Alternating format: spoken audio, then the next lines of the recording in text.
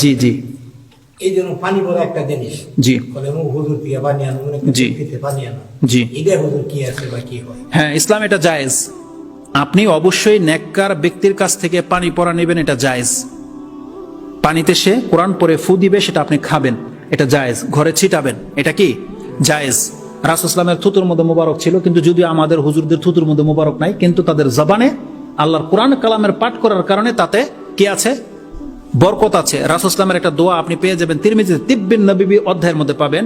রাসূলুল্লাহ সাল্লাল্লাহু আলাইহি ওয়াসাল্লাম যে জায়গায় ব্যথা করত, নিজের থুতু জিহ্বার মাটি স্পর্শ করে সে ব্যথায় লাগাতে বলছে। এবং রাসূল ইসলাম শুধু নিজে নয়, আমাদের প্রত্যেককে করতে বলেছে। এবং দোয়াটা এরকম যে আমাদের থুতুতে এবং আমাদের মাটিতে বরকত আছে, এটা বলে থুতু আর মাটি দিয়ে ওই ব্যথা জায়গায় লাগাবেন। এরপর ওই দোয়াটা তিরমিজিতে আছে, আপনি দেখে নেবেন। যদি এখন নাম্বারিং সহ বলতে পারবো না আমি হয়তো। তিরমিজি যেখানে দোয়ার অধ্যায় আছে, তিব্বি নববী মানে রাসূল ইসলামের চিকিৎসার অধ্যায় গিয়ে আপনি এই চ্যাপ্টারে গিয়ে পেয়ে যাবেন ইনশাআল্লাহ আজিজ।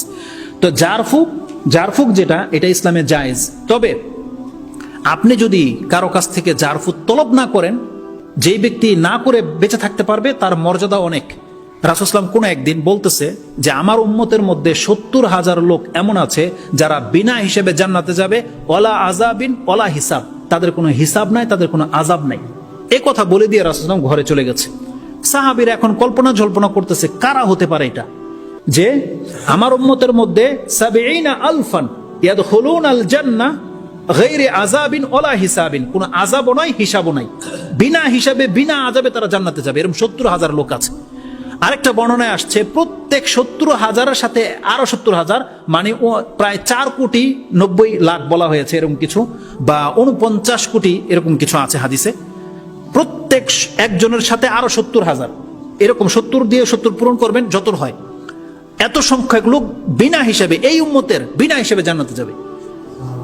তারা বলতেছে কারা হতে পারে? কেউ বলছে এটা রাসূল ইসলামের সাহাবীরাই হবে, সাহাবীদের মধ্য থেকে। কেউ বলতেছে যে না, আমরা তো জীবনে কত পাপ করেছি, এটা হবে ওই সাহাবীরা যাদের জন্মটা হয়েছে ইসলামের উপরে এবং ইসলামের উপরে তারা ইন্তেকাল করেছে, তারা কোনোদিন আমাদের মতো শিরিক করে নাই। যেমন হাসান হোসাইন, তারপরে আব্দুল্লাহ, কয়েক আব্দুল্লাহ যারা, তারপরে জুবায়ের বিন আব্দুল্লাহ, মানে যারা ইসলামে আসার পরে জন্মগ্রহণ করেছে, যে যারা কোনোদিন শিরিক করে নাই। আর অনেকগুলো আবু বকর, ওমর, তারা প্রত্যেকে মুশরিকের যুগে ছিল, তাদের দ্বারা কোনো না কোনো ভুল ত্রুটি হয়ে গেছে। এই জন্য তারা বলতেছে এটা ওই সমস্ত সাহাবীরা হবে যারা জন্মেছে ইসলামের উপরে, মরেছে ইসলামের উপরে, তাদের মর্যাদা নেই, নিঃসন্দেহে এদের মর্যাদা নেই। এইভাবে যখন কথোপকথন বলতেছে, তখন রাসূল ইসলাম বের হয়ে আসছে, বলছে তোমরা কি বলতেছিলা? এরকম বলছে না, ওই ব্যক্তি কারা হবে, তাদের মধ্যে 4টা গুণ থাকলে ওই ব্যক্তিরা বিনা হিসেবে জান্নাতে যাবে। তারা কারা? হুম লা ইয়াস্তারকুন ওয়ালা ইয়াক্তাউন ওয়ালা ইয়াতাতাইয়ারুন ওয়ালা রাব্বিহিম ইয়াতাওয়াক্কালুন। এই 4টা কথা রাসূল সাল্লাল্লাহু আলাইহি ওয়াসাল্লাম বলেছিল। যেই 70,000 লোক বিনা হিসাবে মুসলিমদের মধ্য থেকে জান্নাতে যাবে, তারা হলো হুম লা ইয়াস্তারকুন। এই যে চিন্তা দিয়ে তলব করার অর্থ হয়, ইস্তেআজ একটু আগে বললাম, চিন্তা মানে হচ্ছে তলব করা, মানে লা ইয়াস্তারকুন মানে সে জারফুক তলব করে না, মানে কোনোদিন এসে হুজুরকে বলবে না যে আমার পেটটা ব্যথা, হুজুর একটু জারফুক করে দেন।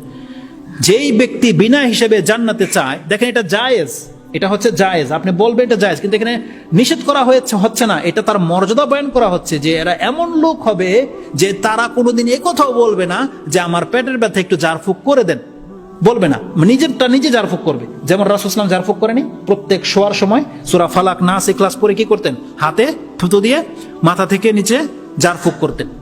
তিনি তার অসুস্থ অবস্থায় পারতেছেন না, তখন আয়েশা রাদিয়াল্লাহু তাআলা আনহা নিজে পরে দিতেন, রাসূল সাল্লাল্লাহু আলাইহি ওয়াসাল্লামের হাতের মধ্যে থুতু লাগিয়ে রাসূল সাল্লাল্লাহু আলাইহি ওয়াসাল্লামের হাতটাকে দিয়েই রাসূল সাল্লাল্লাহু আলাইহি ওয়াসাল্লামের হাতে পুরো বডিতে মেসেজ করে দিতেন। এটা হচ্ছে জারফুক, যেটা প্রত্যেক রাতে করবেন। অনেকে আছে যারা এই নামাজের পরে করেন, এটা ঠিক নয়। নামাজের পরে এই যে গায়ের মধ্যে যে আপনি এরকম মাসা করেন, এটা চলবে না। এটা নামাজের পরে কোনো প্রমাণ কেউ দেখাতে পারবে না, হাদিসে নাই। এটা শুধুমাত্র রাতে শোয়ার জন্য করবেন। তাও কখন? সূরা ফালাক, ইখলাস, নাস, সূরা ইখলাস, ফালাক, নাস, এই 3টা সূরা একবার করে পড়ে থুতু দিয়ে মাথা থেকে হাত যে পর্যন্ত যায় মাসা করবেন, আবার পরে এভাবে 3বার করবেন। এটা শুধুমাত্র শোয়ার সময় প্রমাণ আছে।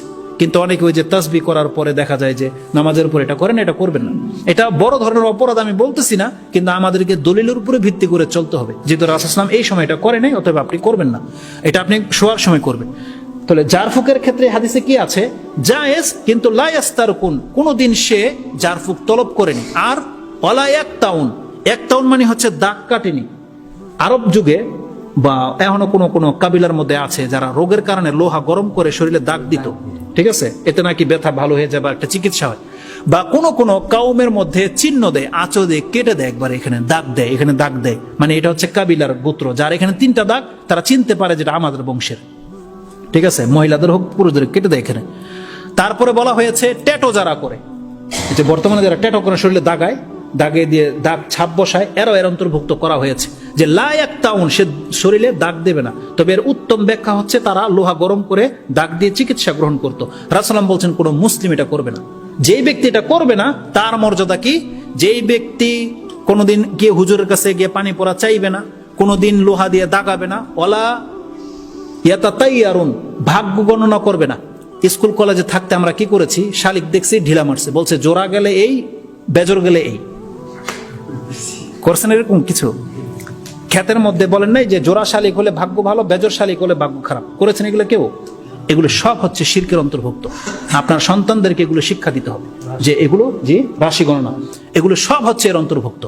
অতএব রাসূল সাল্লাল্লাহু আলাইহি ওয়াসাল্লাম বলছেন তারা কি করে না, ওয়ালা ইয়াস্তারকুন ওয়ালা ইয়াকতাউন ওয়ালা ইয়াতাতাইয়ারুন, মানে তারা কোনো কিছু দিয়ে ভাগ্য গণনা করে না, যে টিয়া পাখি কোনটা উঠায় এজন্য ভাগ্য ভালো না, এগুলো করে না। যারা এগুলো করবে না তারা কি করে? একটা করে, সেটা কি? ওয়ালা রাব্বিহিম ইয়াতাওয়াক্কালুন, তারা তাদের রবের উপরে ভরসা করে চলে। যারা তার রবের উপরে ভরসা করে চলতে পারে, তার এই গুণটা যাদের মধ্যে আছে, সে ওই ব্যক্তিদের অন্তর্ভুক্ত যারা বিনা শাস্তিতে বিনা আযাবে জান্নাত পেয়ে যাবে। আল্লাহ যেন আমাদেরকে তাদের অন্তর্ভুক্ত করে। উক্কাশা বিন মেহসান একজন সাহাবী, তিনি বলছেন ইয়া রাসূলুল্লাহ দুল্লানি আলা আইয়া জাআলানি আল্লাহু মিনহুম, আল্লাহ যেন আমাকে তাদের অন্তর্ভুক্ত করে দেয়, আপনি আমার জন্য দোয়া করেন। বলছে আনতা মিনহুম, তুমি তাদের একজন। তার মানে 70,000 থেকে একজন অলরেডি পাস হয়ে গেছে, তিনি হচ্ছেন উক্কাশা বিন মেহসান। আরেকজন সাহাবী বলছে ইয়া রাসূলুল্লাহ আমার জন্য দোয়া করেন। রাসূলুল্লাহ বলছেন সাবাকাকা বিহা উক্কাশা, উক্কাশা তোমার আগে বেড়ে গেছে। তার মানে এখন যদি একের পর এক দোয়া করতে থাকে সাহাবীরে 70,000 হয়ে যাবে। এই রাস্তাটা রাসূলুল্লাহ বন্ধ করে দিয়েছে, মানে কিয়ামত পর্যন্ত তার উম্মতের জন্য ছেড়ে দিয়েছে 4টা গুণ, যে আপনার যত বিপদ হোক আপনি গিয়ে বলেন না কোনোদিন যে হুজুর পানি পড়া দেন, আপনি কখনো দাগ কাটবেন না, আপনি কখনো ভাগ্য গণনা করবেন না। কি করবেন? সব কিছুর উপরে ওয়ালা রাব্বিহিম ইয়াতাওয়াক্কালুন, সে তার রবের উপরে তাওয়াক্কুল করে চলে। এইটা কাজ যে ব্যক্তি করতে পারবে সেই ব্যক্তি বিনা হিসেবে জান্নাত পেয়ে যাবে। আল্লাহ যেন আমাদেরকে তৌফিক দান করে। তবে আপনি জারফুক তলব করতে পারেন, জায়েজ আছে ইসলামে, কিন্তু তাবিজ জায়েজ নেই। তাবিজের ক্ষেত্রে 2টা দল, কেউ বলছে কোরআন হাদিস দিয়ে জায়েজ, কেউ বলছে জায়েজ নেই।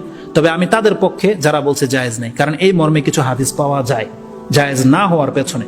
যদিও আমাদের অনেক আলেমরা বলেছে কোরআন হাদিস দিয়ে তাবিজ দিলে জায়েজ হবে শর্ত সাপেক্ষে, সেই তাবিজ বাথরুমে নিতে পারবেন না, সহবাসার সময় চলবে না, অনেক শর্ত। তাহলে যেহেতু এগুলো মেনটেন কেউ করে চলে না, এজন্য আমরা আপনাদেরকে এটাই বলবো, সংশয় থেকে বেঁচে যান। রাসূলুল্লাহ বলছেন ফামানি তাকা শুবহাত ইস্তাবরা লিদীনিহি ওয়া ইরদি, যেই ব্যক্তি সন্দিহান বিষয় থেকে বেঁচে গেল সেই ব্যক্তি তার ঈমান এবং আমলকে বাঁচিয়ে নিল, সে তার মর্যাদা বেঁচে যাবে। দেখেন আপনার হইতে পারে তাবিজ যদি কোরআন হাদিস দিয়ে কোনো হুজুর দেয়, জায়েজ হলে হয়েও যেতে পারে, কিন্তু এটার মধ্যে এমন একটা ধমক আছে যে রাসূলুল্লাহ সাল্লাল্লাহু আলাইহি ওয়াসাল্লাম থেকে শিরকের ফতোয়া লেগে আছে, যে যেই ব্যক্তি তাবিজ ঝুলালো সে শিরক করলো। সত্যি সত্যি যদি কিয়ামতের মাঠে আল্লাহ এটা গণনা করে দেয় যে হ্যাঁ তাবিজ যেই ব্যক্তি ঝুলালো সে মুশরিক, কি হবে? উপায়টা কি হবে? মারাত্মক সিচুয়েশন। এজন্য আপনি এই দিকে যেয়েন না, বরং যারা বলতেছে তাবিজ ব্যবহার করা জায়েজ নাই, তারা সব সময় কিন্তু আল্লাহর দিকে মানুষকে ডাকে, তারা কোনোদিন ব্যক্তির দিকে ডাকে না। তারা বলে না আমার দল ভারী করো, তারা বলে না আমার মুরিদ হও। তাহলে তারা সবসময় কল্যাণের কথাই বলতেছে, অতএব তাদের এই কথাটা মেনে নেওয়াটাই আমি মনে করি বেশি যুক্তিযুক্ত। আর যারা বলতেছে তাবিজ জায়েজ, তাবিজ এই সেই, তারা দেখবেন অধিকাংশ হয় পীরের মুরিদ, নাহলে মাজার ভক্ত, এইসব, মানে কোনো একটা ফয়দা তো অবশ্যই আছে। কিন্তু যারা নিষেধ করতেছে তাদের মধ্যে আমি কোনো ফায়দাটা দেখতে পাচ্ছি না। এজন্য এটাই বেশি কল্যাণকর যে সত্যি সত্যি ওই হাদিসগুলো কিছু আছে জয়ীফ, কিছু আছে কোনো কোনো সূত্র আছে সহিহ, মিলিয়ে জিলিয়ে এটা মত তো একটা গ্রহণযোগ্য মত যে তাবিজ থেকে আপনি মুক্ত হয়ে যান।